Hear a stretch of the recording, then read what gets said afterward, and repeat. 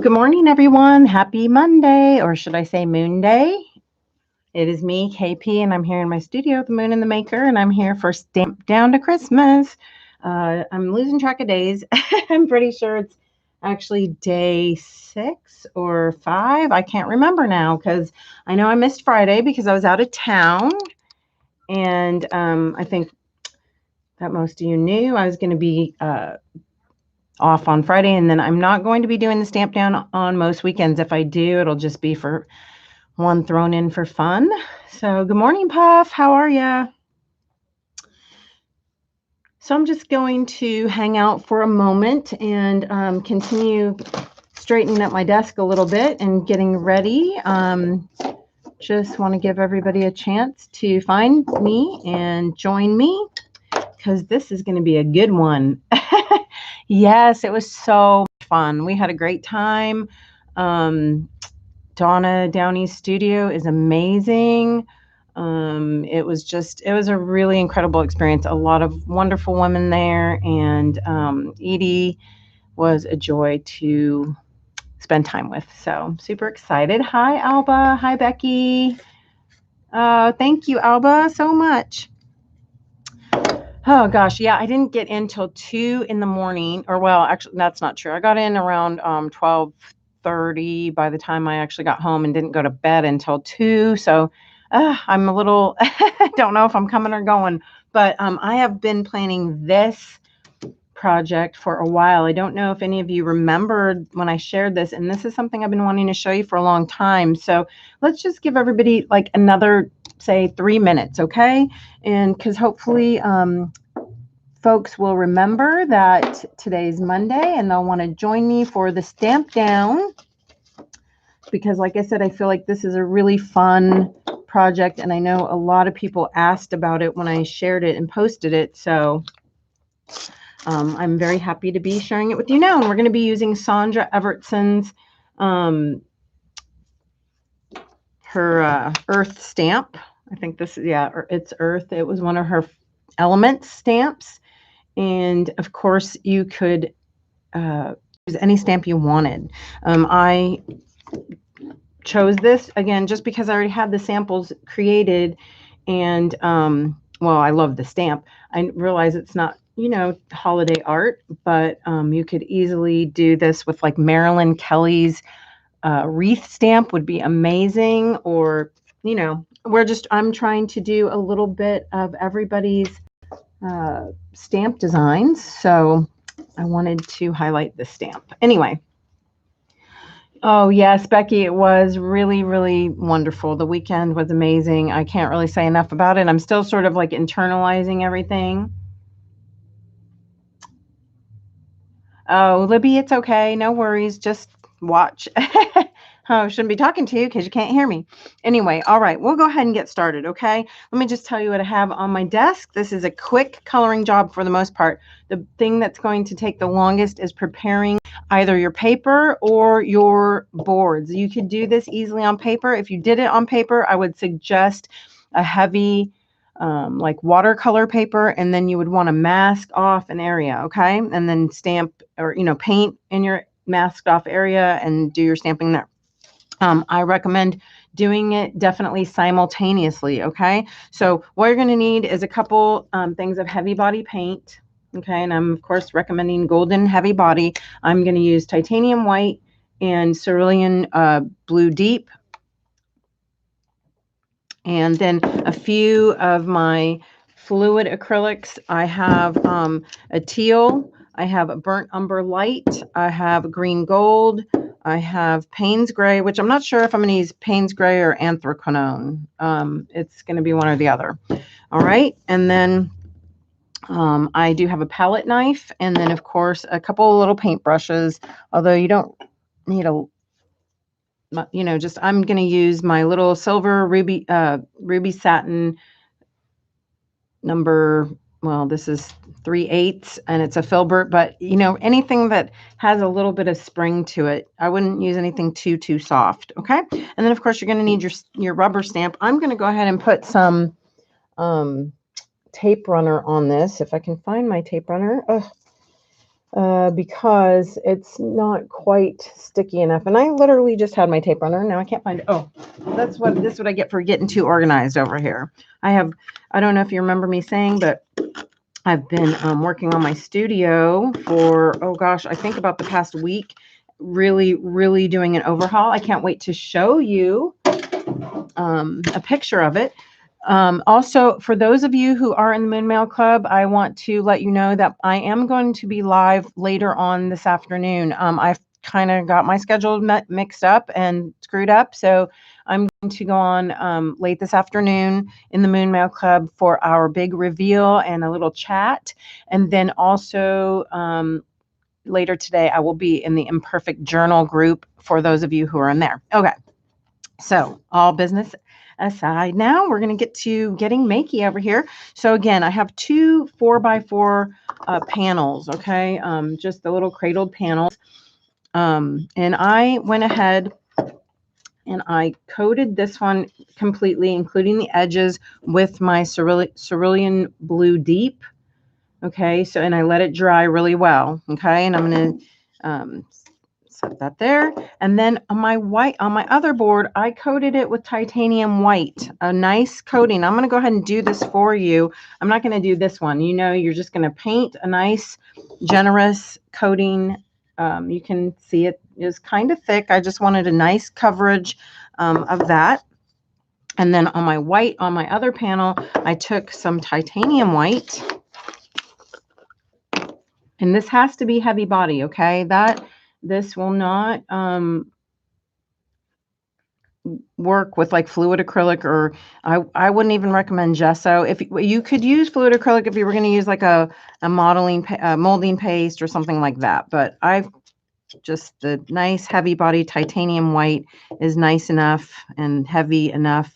You're going to spread it on kind of like frosting. I want to see a little bit of that texture in there. Okay. And again, we're stamping down to Christmas, just showing you some different ways that I enjoy coloring and utilizing my rubber stamps. Okay. So you do want to have some baby wipes and some paper towels handy, of course. Okay, so can you see that on there? I have, like I said, I spread it kind of like frosting on a cake. Probably not that thick, but I do have a pretty generous layer, and I don't care if it has a little bit of texture. In fact, I want that. Now, if I was just going to be in my studio by myself, you know, working, I would step away for a little bit, not too long. I don't want this to dry, but I do want it to become a little more set up. Okay, so I am going to go ahead and just blow dry it for a few seconds. Okay.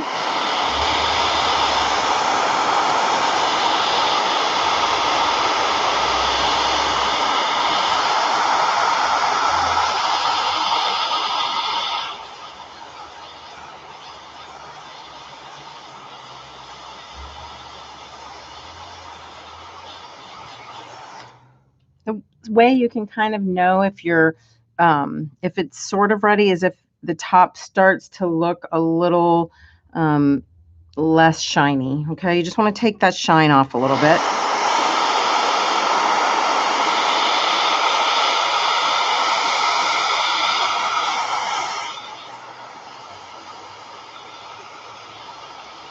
I just don't want it super gushy. And let me just stop for a second and say hello to Emily and Jan. Good morning.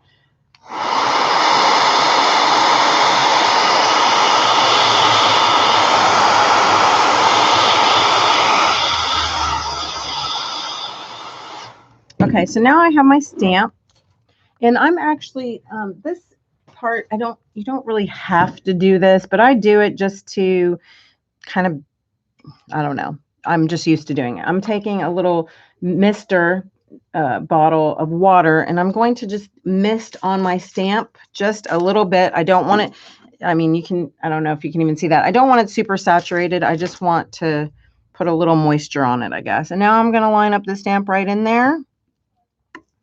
I'm going to give a good amount of pressure. Hi, Joanne. How are you? Good morning. Okay, and then this is where you really want to make sure that you're holding on to the board because you will get a lot of suction, okay? So, all right, and I don't know if you can see that it put a lot of texture. I mean, you can't really see it because my stamp was dry, okay? So, but now what you're going to do, and sadly I didn't get a very even coverage. If you don't get a good stamping and you want to start over, of course, you can just take a little glob of your titanium white again and just re-spread that on there and smooth it out, because remember, it wasn't dry enough to be solid. So if you didn't get a good stamping, go ahead and do that. It's totally workable. And the only reason I'm doing that is just to show you. I already have one prepared, so it doesn't really matter, but I want to go ahead and try to stamp in it again, just actually to coat my stamp this time. Okay, so I don't know if it's going to work. It doesn't matter because, like I said, I already have one prepared that I did correctly. So that one actually came out okay.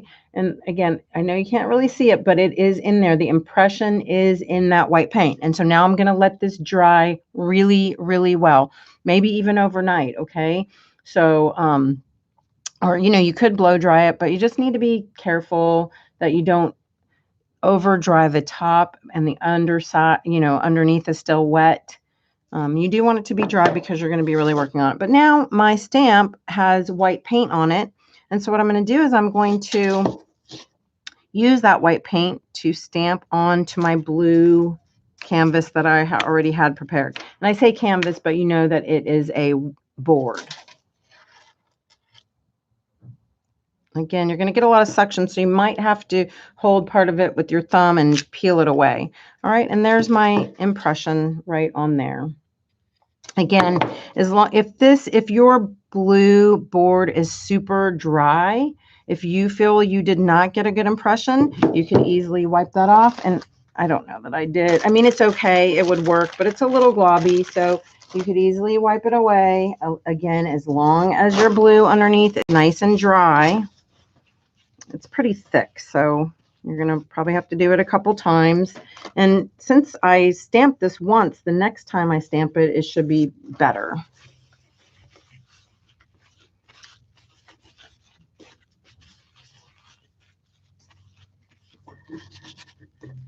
And I won't worry about the sides. If I kind of mess up the sides, remember, I can always over paint them when I'm all done.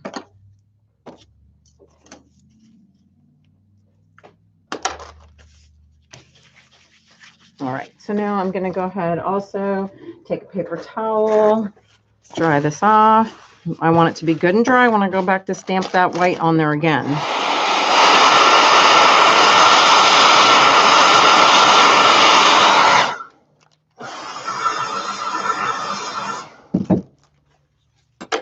All right, one more time. And if you feel like you might have some bald spots or something, of course, you can go in there and touch up a little bit and throw a little paint right on there. If you feel like you even need to take some away, you can do that too.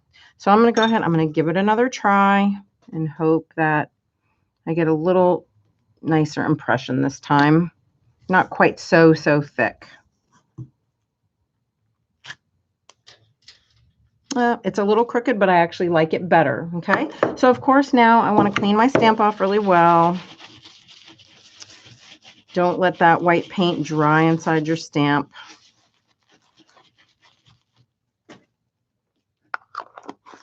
I'm going to take a toothbrush and I'm going to take this over my trash can and scrub some of that out. And of course, you could definitely do some off stamping. This takes a couple minutes, so I'm not going to sit here and make you watch me clean this whole stamp. What I'm going to do is just place a wet baby wipe over the top of it and set it aside until I can come back to it. Okay, so now I have both my pieces. This should be good and dry. This is the one I did, pre-stamped, and you can see it has a little bit of color in it because the stamp was a little bit dirty, but that's okay. And I did get a really nice impression on this one. And then I am going to blow dry this one just a quick minute, okay?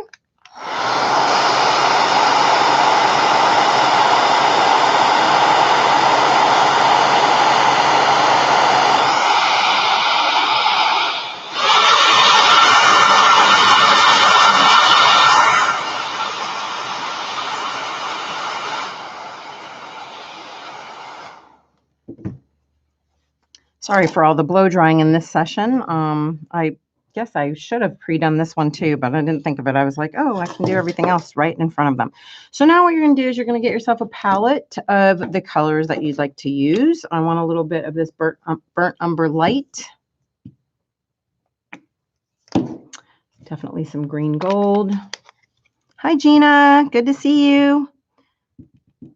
If you'd like me to catch you up real quick, let me just show you that I am working on these 4x4 cradled panels. I pre-painted one and let it dry very well with this dark, heavy body cerulean blue paint. I did another second board with titanium white paint, titanium white heavy body, and I spread it on using a palette knife pretty generously, and then I took my big Sandra Evertson earth stamp and I stamped into the white when my stamp had white paint on it. Then I stamped it onto the blue board. Okay, so I now have an impression into the titanium white, and then I have a stamped image on the blue board.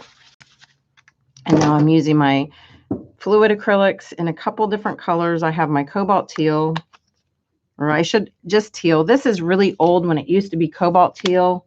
It is now just plain teal. Okay, they took the cobalt away. I'm not really sure why.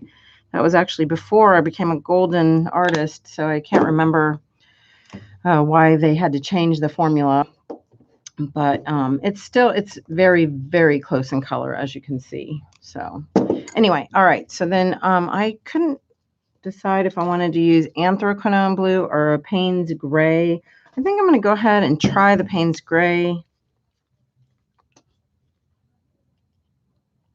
first. If I don't like it, I can always switch to the anthraquinone. Okay, I want to make sure this is good and dry. Both of them are. Ideally, you'd like to let them dry as, pretty much as long as possible. Hi, Anita. So Emily, the reason that I used the plain titanium white instead of molding paste, there's no really reason, just that it's a little bit easier. I didn't have to pre-mix it, and but you definitely could use molding paste mixed with a little bit of. I would still mix it with the white paint. Also, I think that it might dry a little bit faster. I don't know. You could easily do it with that. But I guess the main reason why, Emily, is because I want to be able to stamp the white onto here, right? So if I used molding paste, I really wouldn't stamp that molding paste onto there, right? So, all right. So now all we're really going to do is choose colors. Let's see. You know what? I also think I had a little bit of this manganese blue, because I like to mix my colors and do things right on the substrate. I think I'm also going to get a little bit of sap green. Okay. Just again, for doing some value. And then also on this one, on the sample, I used some of the, what chromium green oxide on the side, and that was heavy body. So let me find that so we can finish off our side afterwards. Okay, so that's all the colors I used. All right, so now I'm going to go ahead and start over here and just take a dry brush and just the smallest amount of green gold, and I'm just going to start hitting those areas. And of course that white paint is going, it's dry, so I can easily wipe some of it back. If I get a little too much, I can blot it and make it a little more, subdued, or smush the color in a little bit, pull it around. If I get too much on the background, the thing about it is with that dark background, it doesn't matter if it gets onto the background. It just creates a deeper shadow. I do also want to take a little bit, I think I'm going to use a little bit of this anthraquinone anyway, just the tiniest amount. And I'm going to go ahead and, again, more dry brushing because I don't want it super dark. I'm just going to be, and I don't know if you can kind of see, I'm using sort of the side of my brush more than painterly this way just to apply color. So if you even wanted to use your finger or you wanted to use a little bit on a baby wipe, again, I'm just going to stress and emphasize as long as your paint is nice and dry, okay? So, and I'm just going to keep doing that throughout the piece until I get it how I like it. And you can work simultaneously if you want to. And you can see again, since I'm using the side of my brush, it's just catching on that texture. I don't want to go down in those crevices. I want to just gently rub across the top to where whatever texture is sort of sticking up, it's going to catch. All right. So, and I'm just going to keep doing that. So I'm gonna sort of stick with one just for now because I get too distracted too easily.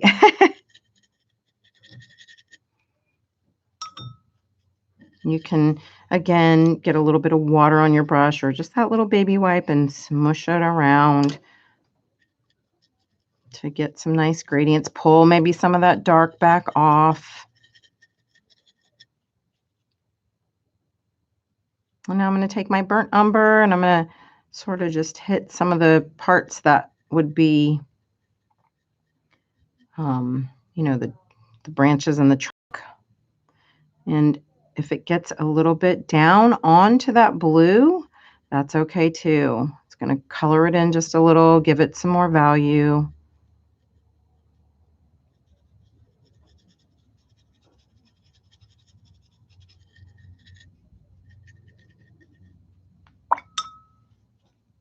Now I'm going to take a little of my sap green.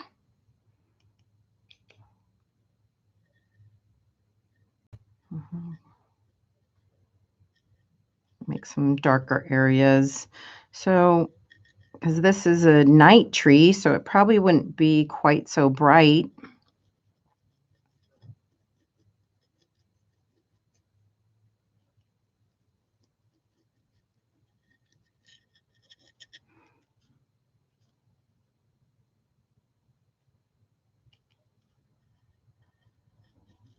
Little Payne's gray now, and you get the idea. You're just going to go in and hit it until you feel like it looks the way you want it. Again, with the smushing and the pulling back.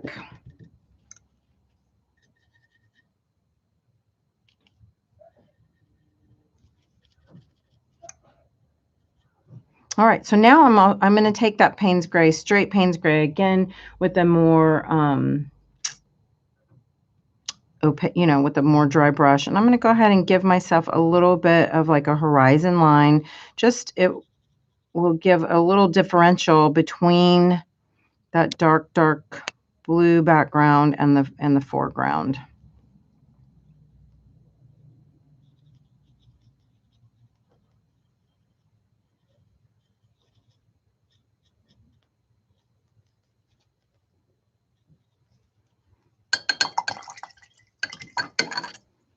And if you feel like I got a little bit of, I don't know, transferred color here, so I'm just taking a wet, clean brush and I want to wipe some of that away. Get another baby wipe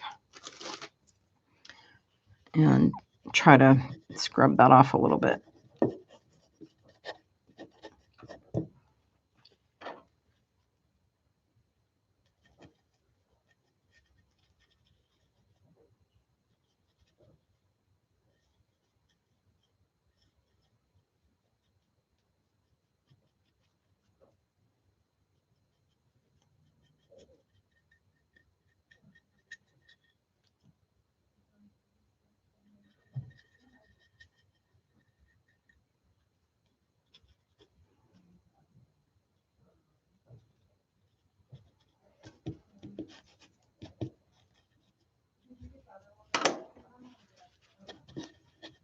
Oops, I got a little carried away, so I'm going to reapply some color. And again, if you need to let it dry a bit and then go back and, you know, layer some more, that's great too.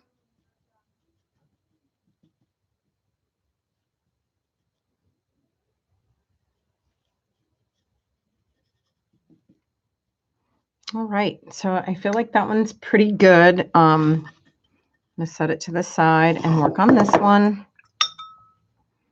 And so, of course, for this one, I'm going to go ahead and paint in a background using a little bit of my teal first.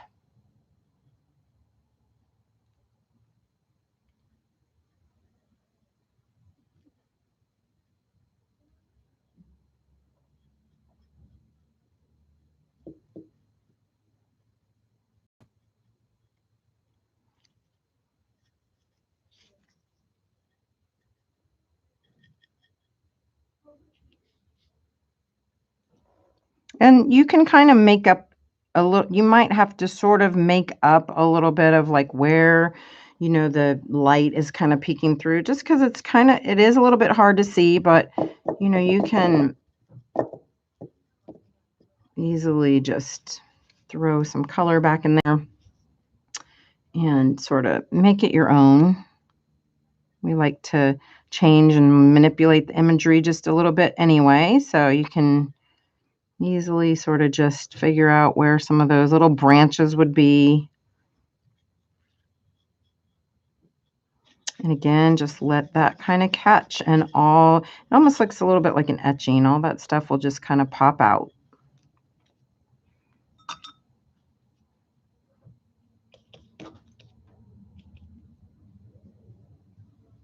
Going over with a little bit of my manganese blue. And again, I know I'm not really supposed to, but every now and then I like to use my fingers. If you do decide that you want to finger paint, we definitely recommend some kind of barrier cream, or of course wearing gloves.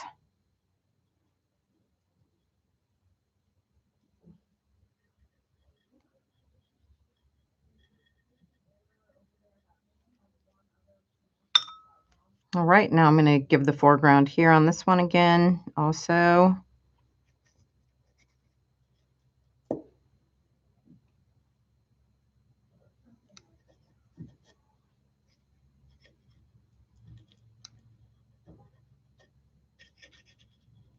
Again, when you use the side of the brush, it just sort of kind of does its own thing, and you can just continue to squish it and spread it around how and where you need to.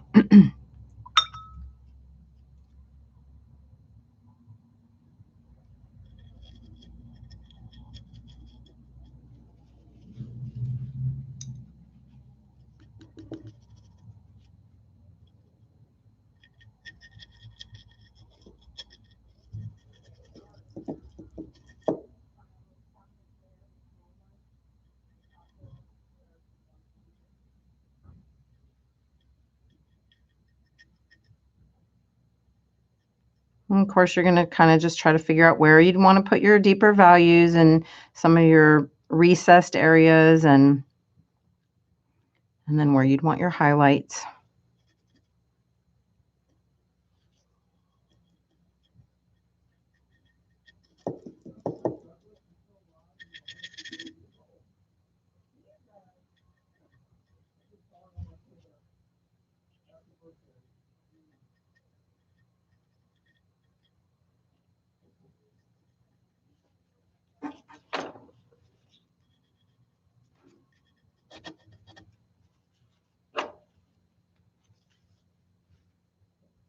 All right, so let me just stop for a second and see what y'all are doing, and if you have any questions or thoughts.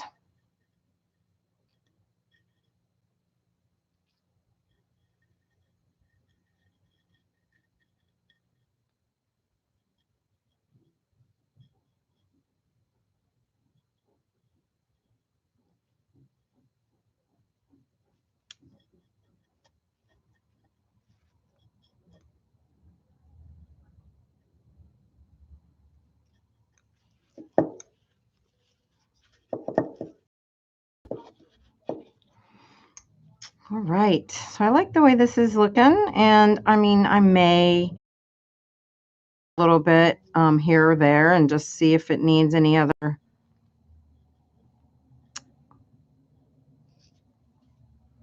little touches. I feel like it could still use a little bit of work up in here.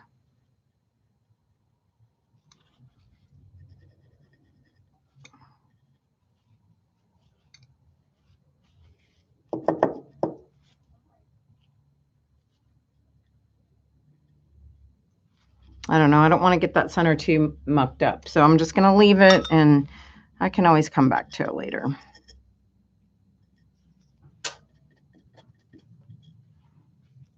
Again, taking a picture, looking at it in the monitor and things like that will help me to sort of figure out where and how I might want to proceed.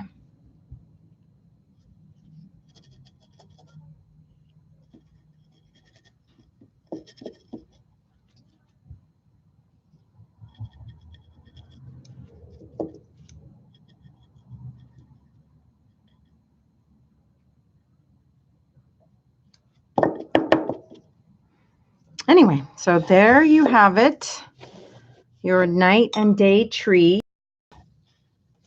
using a couple cradled panels and some heavy body and golden fluid acrylic paint. Ta-da! So I hope that you enjoyed our stamp down for today. I'm really looking forward to being here the rest of the month, and I'm almost, well, I shouldn't lie. I'm feeling almost ready for Christmas, but I say that, and then I'll probably be running around like crazy 2 days before. So hi, Maggie. How are you? Thanks so much for joining us. And let's see. So honestly, I'm thinking it's at 4 o'clock. So hopefully I'll see you then. Thank you all for joining me. If you have any other questions, go ahead and send me a message or post it here. We really appreciate you joining. Well, I really appreciate it, but we do too. Appreciate you joining us. And please like or subscribe if you are looking forward to more. Have a wonderful day, and I will see you soon. Thanks again. Bye. Love you to the moon and back.